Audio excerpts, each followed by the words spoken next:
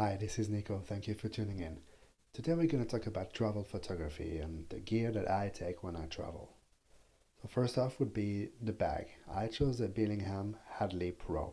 It's a great bag because when I'm traveling by plane, I don't want to check in any of my important photographic gear. Only the tripod gets checked in.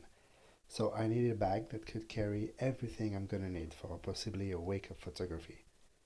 But at the same time, once I get to my destination, this bag is going to have to be my day bag, typically carrying just one camera and a couple of lenses.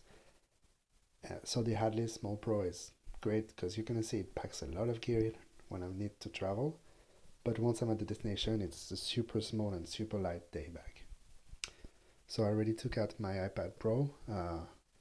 When I'm in transit, I use it for entertainment, but once I'm at the destination, I'm using it for editing, and I'm going to show you how.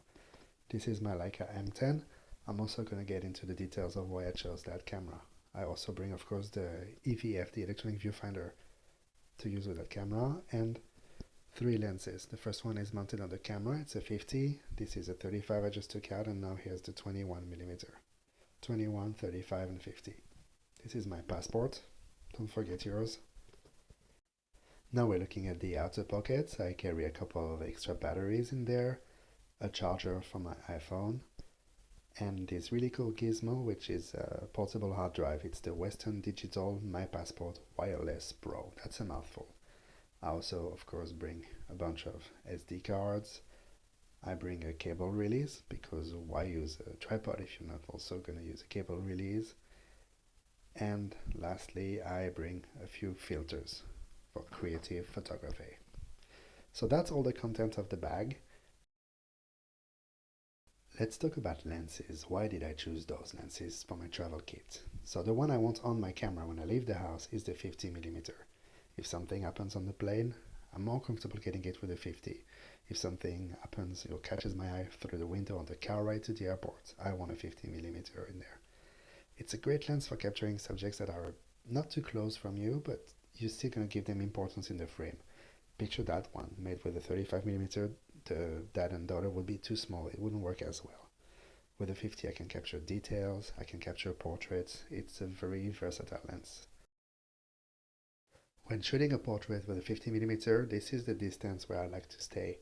If I got any closer, perspective would get too distorted and her arm would become bigger than her face, which is not flattering. The second lens in my travel kit is the 35mm. You can also do a portrait with a 35mm, but I wouldn't get too close and it might not work on everyone. Where the 35 is really excellent for me is to oppose a foreground and a background. Because it's a lens that slightly exaggerates perspectives, it gives a really nice contrast between those different elements in your picture. Those juxtapositions are also facilitated by the fact that the 35 has a large depth of field. All in all, it's a great lens for classic street photography. 35 and 50 are two focal lenses that are rather close though, and I often don't carry them on the same day. I alternate them from day to day. The third lens in my kit is the 21mm. It's my wide angle and I use it for those classic street scenes, National Geographic type of pictures. You may choose 24 or prefer 28 or even go to 18mm. The wide angle in travel photography can also be used to introduce strange perspectives and even first person view. Depending on the destination, I have the option to leave the 50 at home and maybe bring a 105mm instead. This is possible through the magic of electronic viewfinders and lens adapters. Now I'm gonna get preachy, but if you're bringing a telephoto on your travels, do not use it to capture single subjects that are far away from you. Use it to bring together subjects that are on different and very distant planes. This is such a cooler effect. Of course, a tele is also the best lens to take portraits with. Now let's talk about editing. I love having the possibility to edit on the go. With this Western Digital My Passport Wireless Pro, I can put in the SD card at the end of the day and with a simple button push, copy the SD card to the drive. Then my iPad connects to the hard drive on Wi-Fi. I can do my editing and import those pictures in Lightroom. I also have Photoshop installed on the iPad Pro, but I haven't even opened it yet. I think travel photography is Not something where I want to set up a bunch of headaches for me and start to have to Photoshop all my files. So I'm happy just doing color, light, contrast, maybe a crop, and then save to the camera roll and share. I don't want to get philosophical, but travel photography is not when I want to bend reality or show something that wasn't there or hide something that was there. I'm keeping it simple. A couple of other things in my kit are some creative filters, namely polarizer and neutral density. I also, like I mentioned before, use a cable release to get some sharp pictures if I'm going to bother to use a tripod. And of course, as many SD cards as I can carry. My advice is usually take as many as you think you're going to need and then take more than that.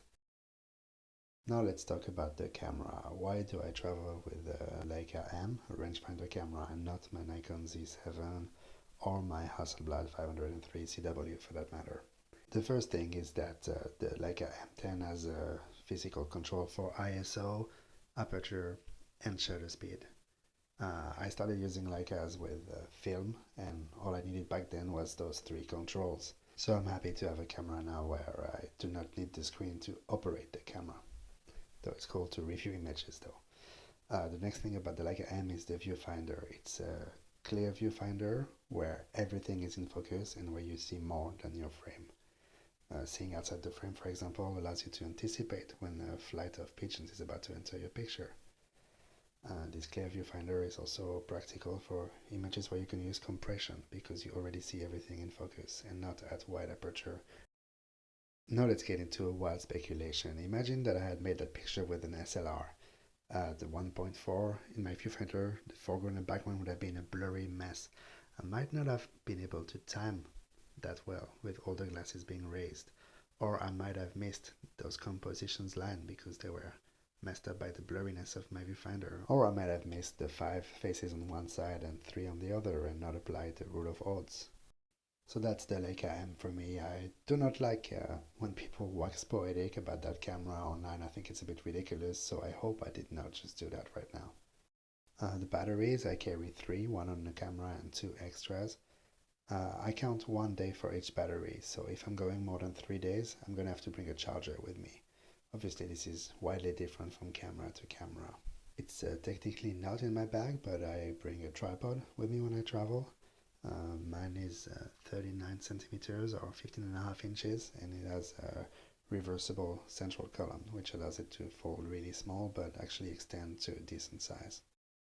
There's one last thing that doesn't get discussed enough in those videos is travel insurance. Make sure you have one and make sure they will cover the amount of gear that you're carrying with you. That was it for today. None of us is traveling anytime soon because of the pandemic, but when we do travel again, I hope this gave you some inspiration and you'll bring some great travel photographs. Thank you for tuning in, and I'll talk to you some other time about some other topic. Cheers.